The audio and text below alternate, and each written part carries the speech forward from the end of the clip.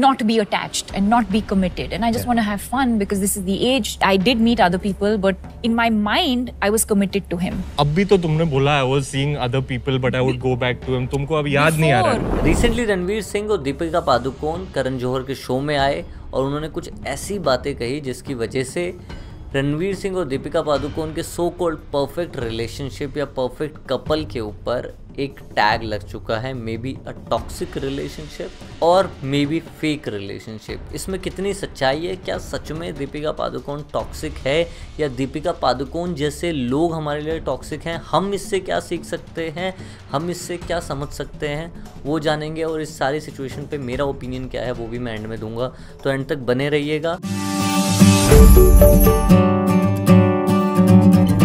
तो करण जौहर ने जब पूछा रणवीर और दीपिका से कि उनकी ज़िंदगी में क्या चल रहा था, कैसे उनका रिलेशनशिप स्टार्ट हुआ, कैसे उनकी लव स्टोरी स्टार्ट हुई, थोड़ा बहुत उसके बारे में ब्रीफ दीजिए, तो उन डिटेल्स को कहते हुए वो थोड़ी सी मिस्टेक कर गए। हो सकता है उनकी पीआर टीम ने उन्हें ढंग से बताया ना हो, जिसकी वजह से ये पूरा मुद्दा खड़ा हो रहा है, जिसकी वजह से लोगों को ये लग रहा है कि शायद दीपिका टॉक्सिक है या रणवीर सिंह थोड़ा ज़्यादा ही बोल रहा है या उसका यूज़ हो रहा है या जो भी है, हम इसमें बात करते हैं। Not be attached and not be committed. And I just want to have fun because this is the age. I did meet other people, but in my mind, I was committed to him. इसमें आप अगर देखेंगे तो Deepika clearly बोल रही है कि उसे उस टाइम पे किसी भी रिलेशनशिप में नहीं जाना था और उसे कैजुअल डेटिंग करनी थी। She want to enjoy her things and her life, जो कि एक सही बात है, ठीक है, उसका अपना ओपिनियन है। Whatever she want to do she can, हमें उससे प्रॉब्लम नहीं है। उसके जस्ट बाद अगर आप रणवीर सिंह की स्टेटमेंट सुनेंगे, अभी तो तुमने बोला I was seeing other people, but I would go back to him. तुमको अब याद नहीं आ रहा? जैसे ही दीपिका ये सब बोलती है और उसके बाद ये लोग अपनी पूरी स्टोरी को चेंज कर देते हैं और पूरी स्टोरी फिर शुरू से सुनाना शुरू करते हैं कि 2012 में संजय लीला बंसाली की जो मूवी है रामलीला, उसके लिए ये कास्टिंग हो रही थी और रणवीर सिंह ने दीपिका का नाम सजेस्ट किया कि वो कर सकती है। और फिर उसके बाद दीपिका आई, जो स्टोरी सुनाते हैं घर पे, संजय लीला बंसाली के घर में स्टोरी सुन रहे थे और वो सारा सिनेरियो हुआ वहाँ पे। अगर आप ध्यान से देखेंगे तो मज़े की बात ये है कि दीपिका यहाँ कहती है कि मैं रणवीर सिंह से मिली वहाँ पे और मुझे मतलब मेंटली मैं उसके साथ कनेक्ट हो गई थी, मेंटली हम लोग कमिटेड थे। Did meet other people, but in my mind, I was committed to him. Ramlila जो आई है वो आई है 2013 में। आप मान लो कि शूटिंग स्टार्ट हुई 2012 के मिड में, स्टोरी टेलिंग वगैरह ये वो सब कुछ हुआ होगा 2012 की स्टार्टिंग में मान लेते हैं। अब दीपिका ये बोल रही है कि उस टाइम पे मैं मेंटली कमिटेड थी पर हमने कमिटमेंट नहीं दी थी। और एक तरफ आप देखेंगे तो 27 अप्रैल 2011 को दीपिका का एक वीडियो रिलीज़ होता है या लीक होता है या टेलीकास्ट होता है, कुछ भी बोल लो, जिसमें दीपिका स्टेडियम में सिद्धार्थ माल्या को किस कर रही होती है और शायद वो मैच जीत गए होते हैं, उसकी खुशी में वो लोग किस करते हैं ओपनली। तो ये बात है 27 अप्रैल 2011 की और जस्ट 2012 स्टार्ट होते ही ये रणवीर सिंह से मिलती है और ये लोग रिलेशनशिप में जाते हैं। उसके बाद भी इस चीज़ को नोट करना कि मूवी की शूटिंग स्टार्ट हो चुकी है, ये लोग डेट कर रहे हैं, love is in air and everything ये जो बोल रहे हैं, पर उसके बाद भी रणवीर सिंह भी क्लियरली बोलता है और ये भी क्लियरली बोलती है कि ये 3-4 रिलेशनशिप्स में या 3-4 लड़कों को डेट कर रही थी या देख रही थी उस दौरान। अभी तो तुमने बोला I was seeing other people, but I would go back to him. तुमको अब याद नहीं आ रहा? 2015 में ये एक्चुअल मतलब प्रपोज किया और शादी वादी की बात करना स्टार्ट हुआ, मतलब जब जस्ट शादी से पहले जब इन्होंने एक्चुअल में इंगेजमेंट की, उससे पहले ये रिलेशनशिप में नहीं थे, ये एक डेटिंग फेज में थे। तो इसका मतलब क्या है कि डेटिंग फेज में थे, इसका मतलब ये एक ओपन रिलेशनशिप में। तो दीपिका जहाँ चाहे वहाँ जा सकती थी, रणवीर सिंह जहाँ चाहे वहाँ जा सकता था, उन्हें अगर कोई बेटर ऑप्शन मिले तो वो उसके लिए भी जा सकते थे, उनको कोई भी समस्या नहीं थी इस चीज़ में। पर इस सारे सिनेरियो को टॉक्सिक क्यों बोला जा रहा है? ये था सिनेरियो, जो भी कुछ हुआ वहाँ पे वो क्लिप्स में वर्ड टू वर्ड्स में बता दिया गया। अब सारे सिनेरियो को टॉक्सिक क्यों बोला जा रहा है?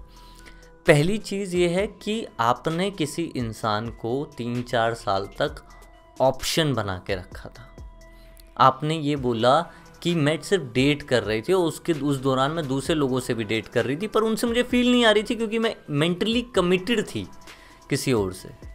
अगर आप मेंटली कमिटेड थे मैम, तो आप क्या कर रहे थे दूसरे लोगों के साथ डेट पर? अगर आप मेंटली कमिटेड हो, you are not going to date anyone, you are not going to so anyone, या आपको किसी से बात करके मज़ा नहीं आएगा, पर फिर भी आप डेट कर रहे थे, 1 नहीं 2 नहीं 3, ठीक है, 3 तो आपने नाम लिए हैं जिनके, ठीक है, और जिनके नाम पब्लिक हैं, इसलिए आपने 2-3 लोगों का नाम लिया कि 2-3 थे, क्योंकि आपको पता है इस स्टोरी पे कॉन्फ्लिक्ट उठ जाएंगे। सो पहली जो टॉक्सिक साइन ये है कि एक इंसान को, आप जानते हो कि रणवीर सिंह कितना प्यार करता है, वो प्यार सबको दिखता है, चाहे वो ऑफलाइन हो, ऑनलाइन हो, टीवी पे हो, बैक कैमरा हो, बिहाइंड द कैमरा हो, वो दिखता है, कैप्चर हो जाता है, वो दिख रहा है कि वो कितना प्यार करता है।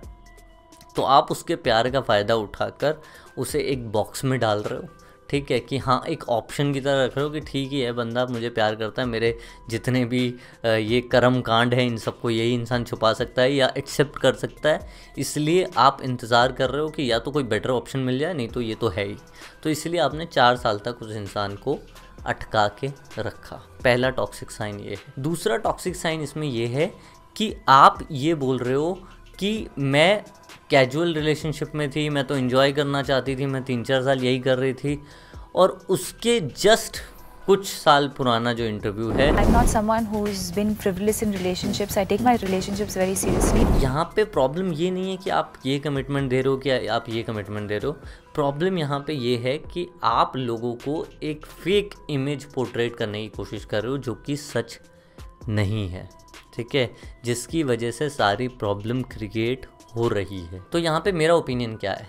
मेरा ओपिनियन ये है कि सबसे पहले आपको समझना पड़ेगा इन सब चीज़ों से आप क्या सीख सकते हैं। जितने भी ये ऑनलाइन कपल हैं, कोई भी, चाहे यूट्यूबर हो चाहे कोई भी हो, आप उनको देख के वो जो इमेज पोर्ट्रेट कर रहे हैं अपने प्यार की, अपनी मैरिड लाइफ की, वो एक्चुअल में सच नहीं है। क्योंकि जब 2 लोग साथ में रहते हैं तो 50 कॉन्फ्लिक्ट भी होते हैं, 50 मिसअंडरस्टैंडिंग्स भी होती हैं, 50 चीज़ों पे झगड़े भी होते हैं, 50 चीज़ों पे एग्रीमेंट्स भी होते हैं, 50 चीज़ें कॉम्प्रोमाइज़ भी करनी पड़ती हैं, सब चीज़ें होती हैं। तो ये जो परफेक्ट इमेज, इन लोगों की PR टीम, पूरी की पूरी टीम बैठी रहती है, पब्लिक रिलेशन टीम, जो इन लोगों की ये इमेज को मेंटेन करती है ताकि इनकी जो मूवीज़ हैं वो अच्छे से बिक पाएँ। तो इनकी PR टीम पूरा जोर लगाती है कि ये अच्छे से अच्छा इनके बारे में छपे, इनकी इमेज जिस डायरेक्शन में भी वो ले जाना चाहते हैं उस डायरेक्शन में जाए ताकि उनकी मूवी बिके। तो आप इन सब चक्करों में मत पड़िए। बीच में एक ऐसा सीन आता है इस पूरे शो में जहाँ पे शादी की उनकी वीडियो दिखाई जाती है और बहुत ऐसे रोमांटिक सा माहौल कर देते हैं, मतलब they are expert in it, और पूरा ऐसा रोमांटिक माहौल हो जाता है, करण जौहर रोने लग जाता है और ये सारी चीज़ें हो रही होती हैं। तो एक्चुअल में उसको देख के जो भी सिंगल लोग होंगे उन्हें ये फील आने लग जाएगा कि यार काश हमारे पास भी ऐसा पार्टनर होता, हम भी इतने परफेक्ट कपल होते, या फिर हमारी भी ऐसी शादी होगी और आपने भी 50 सपने बुन लिए होंगे।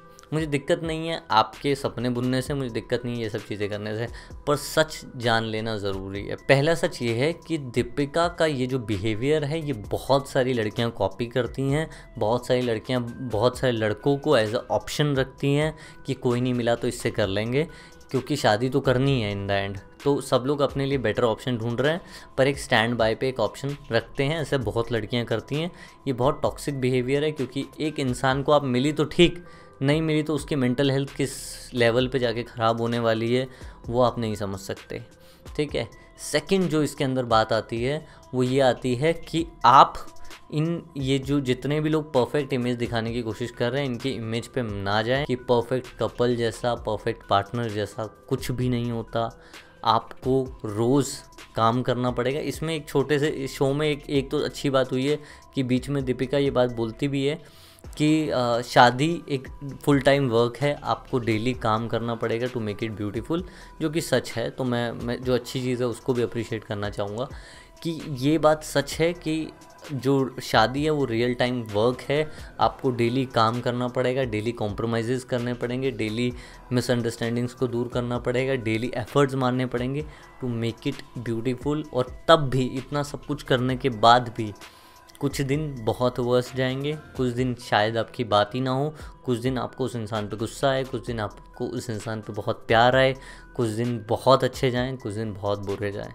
तो ये लाइफ है, और लाइफ जैसे वो मॉनिटर में ऐसे ऐसे दिखाते हैं ना, अप एंड डाउन हॉस्पिटल में, तो वैसे ही रियल लाइफ में भी होता है, अप एंड डाउन्स आएंगे और you have to accept it. और कोई फेक इमेज मत बनाइए, क्योंकि ये सारी फेक इमेज, सोचो कि 40 मिनट के शो में इतनी सी चीज़ बाहर आ गई, अगर आप एक दिन उनके साथ रह लेंगे तो आपको कितना कुछ पता चल सकता है कि कितना कुछ रियल है और फेक है। तो मैं सिर्फ इतना ही बोलना चाहूँगा कि इन सब चीज़ों से बचें और real time, real situation, real relationships में भरोसा करें और रियलिटी में चलें।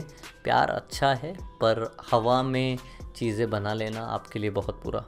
इतनी थी वीडियो, होप्स हो कि आपको अच्छी लगी। अच्छी लगी हो तो लाइक बटन ज़रूर दबाइए। ऐसी बहुत सारी वीडियोस हमारे पास आ सकती हैं, और ऐसे आप चाहते हैं कि बॉलीवुड कपल पे या फिर यूट्यूब पे जितने कपल हैं उनकी डायनेमिक्स को हम समझें या उनकी चीज़ों को हम समझें, तो उस पर हम और वीडियोज़ ला सकते हैं। कमेंट में लिखिए कि नेक्स्ट वीडियो किस टॉपिक पर चाहिए, ज़रूर हम बना देंगे।